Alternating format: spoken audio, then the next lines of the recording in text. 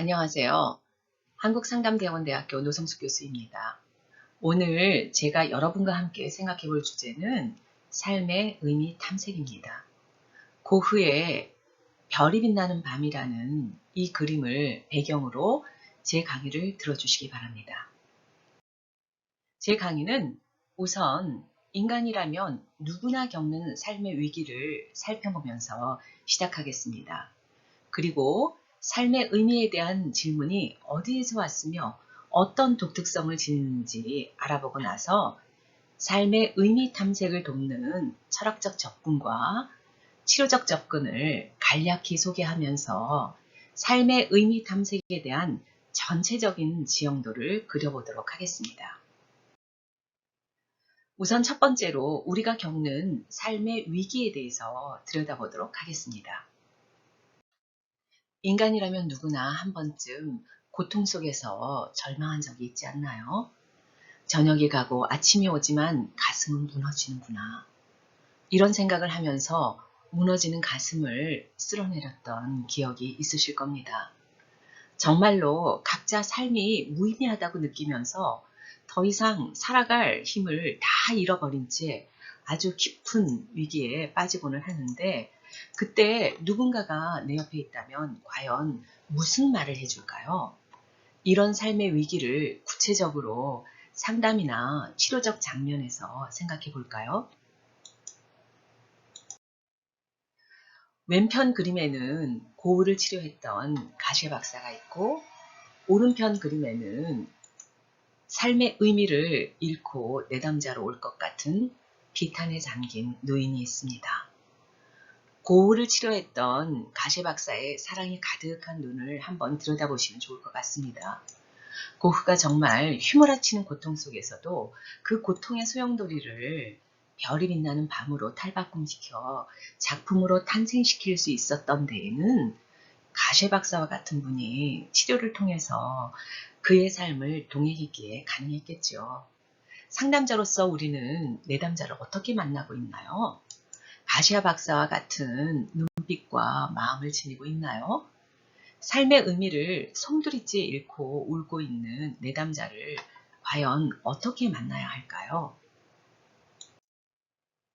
이 질문에 대답하기 위해서 삶의 의미에 대한 질문이 어디에서 시작되었고 어떤 독특성을 가지고 있는지 알아보고자 합니다. 삶에는 과연 의미가 있는가? 나는 왜 뭐 때문에 살지? 혹시 이런 질문 해보지 않으신 분 있으신가요? 이 질문은 오늘날 우리가 처음 제기하는 것이 아니라 가장 오래전부터 인간이 제기한 강력한 철학적 질문이라고 할 수 있습니다. 때로 우리는 이처럼 삶의 방향성, 목적, 가치, 삶의 경험에 대한 이해를 전반적으로 문제시하는 질문을 던지고는 합니다. 이제 삶의 의미에 대한 질문이 지닌 독특성을 한번 살펴볼까요? 삶의 의미에 대한 질문은 인간으로서 나는 누구인지, 도대체 인간이란 존재는 과연 어떤 존재인지를 이해하는 것이 중요하다는 것을 말해줍니다. 니체는 짐승도 신도 아닌 인간의 모습에 주목했는데요. 그는 자라투스트라는 이렇게 말했다라는 책에서 사람은 짐승과 위버맨시 사이를 잇는 밧줄, 10년 위에 걸쳐있는 하나의 밧줄이다 라고 썼습니다. 인간이라는 존재가 짐승에서 위버맨시가 되어가는 도중에 있다는 것, 그것도 깜깜한 어둠의 심연에서 그 길을 가야 한다는 실존적인 모습을 잘 표현해주고 있지요. 이제 본격적으로 삶의 의미 탐색을 돕는 철학적 입장을 소개하겠습니다. 삶의 의미에 대한 실존적인 질문은 종교적 차원으로 넘어가는 신과의 연관성 속에서 크게 유신론적인 입장과 무신론적인 입장으로 나누어집니다.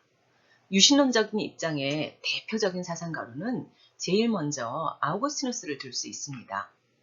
4세기에서 5세기 아주 오래된 우리의 스승 아우구스티누스는 정말로 삶의 의미를 찾기 위해 평생 끊임없는 방황을 계속했습니다. 그 방황 끝에 신을 만나면서 삶의 의미를 찾았습니다. 두 번째로 실존 철학을 탄생시킨 키엘케고르를 꼽을 수 있습니다. 그는 삶의 무의미를 절망이라고 표현하면서 이를 철저히 분석했습니다. 절망이 죽음에 이르는 병이라고 했지만 결국 그 절망 속에서도 종교적 실존으로 결단을 내림으로써 신적 영혼성을 만나서 절망을 극복할 수 있다고 했습니다. 유신론적인 입장에서 삶의 의미를 탐색한 또 한 사람은 바로 톨스토이입니다. 그는 안나 까레리나 전쟁과 평화로 일약 전 세계적인 작가로서 스타덤에 오르고 나서 한 50세쯤 깊은 우울증에 빠졌습니다. 그는 자신의 우울증을 무의미병이라고 지칭했는데요. 밑도 끝도 없는 그 무의미병으로부터 민중들의 생생한 삶 속에서 다시금 신을 찾으며 새로운 삶의 의미를 발견했습니다. 삶의 의미 탐색을 돕는 현대의 무신론적인 입장들도 소개드리죠. 니체는 신은 죽었다고 하면서 유럽인들의 삶의 의미를 지탱해온 신의 죽음을 선포했습니다. 그런데 그는 인간이 스스로 창조성을 발휘하면서 노래하고 춤추는 위버맨슈가 될 수 있다고 했습니다. 사르트르는 삶의 무의미에 직면하는 인간의 실존적인 모습을 구토라는 작품에서 매우 실감나게 표현했습니다. 평범한 일상에서 아무 문제 없이 살고 있지만 갑자기 올라오는 구토가 삶의 무의미에 직면하도록 한다는 설정이지요. 결국 이 소설의 주인공 루캉탱은 작가가 되기로 결심을 하자 구토는 멈추게 됩니다. 사르트르의 말을 빌리자면 실존적 기투를 통해서 자유인이 되면서 삶의 의미를 찾게 된 것이지요. 까미는 어느 날 마치 무대장치가 떨어져 나가듯 갑자기 밀어닥치는 낯선 경험, 즉 삶의 무의미를 이방인이라는 소설에서 다룹니다. 시지프스가 굴리는 돌과 같이 어찌할 수 없는 운명에 직면하더라도 까미는 아주 성실하게 그 돌을 굴리는 행복한 시지프스가 되어 의미를 찾을 수 있다고 주장했습니다. 지금까지 삶의 의미 탐색을 돕는 철학적 접근을 살펴보았고, 이제는 삶의 의미에 대한 치료적 접근을 간략하게 알아보도록 하겠습니다. 프로이트는 삶의 의미와 가치를 문제 삼는 순간 그는 병든 것이다 라고 했는데 그 병을 치료할 필요를 크게 느끼지는 않았습니다. 반면에 삶의 의미에 대한 심리치료의 길을 독자적으로 새롭게 개척한 사람은 바로 프랭클입니다. 그는 오늘날 현대인들이 겪는 삶의 무의미, 내적 공허에 큰 관심을 가졌는데요.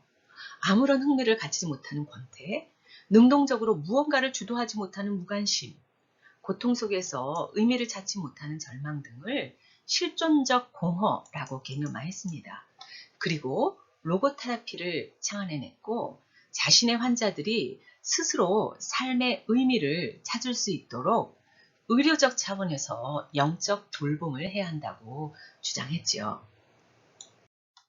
프랭클의 문제의식을 이어받으면서 얄롬은 이를 좀 더 심화시켰습니다. 그는 많은 내담자들을 만나면서 그 내담자들이 의외로 실존적인 문제로 아주 많이 힘들어하고 있다는 것을 목격했습니다. 그래서 죽음, 자유, 소외, 무의미 이 네 가지 실존의 궁극적인 관심들을 토대로 실존주의 심리치료를 새롭게 전개했습니다. 지금까지 저는 여러분과 함께 삶의 의미 탐색을 돕는 철학적인 접근과 치료적 접근을 살펴보았는데요. 고흐의 또 다른 그림, 아르레 별이 빛나는 밤을 보여드리면서 마무리하도록 하겠습니다. 이 그림에서 깜깜한 밤이지만 서로 기대고 있는 두 사람이 보이시나요? 저는 이 둘을 내담자와 상담자로 보고 싶네요. 여러분, 앞서 간략하게 살펴본 철학적 접근과 치료적 접근을 좀 더 자세히 알고 싶으신가요? 삶의 의미를 잃은 채 좌절하는 내담자들과 만나서 대화하는 상담자도 거듭나는데 여러분을 초대하면서 오늘 제 강의는 이것으로 마치도록 하겠습니다. 경청해 주셔서 감사합니다.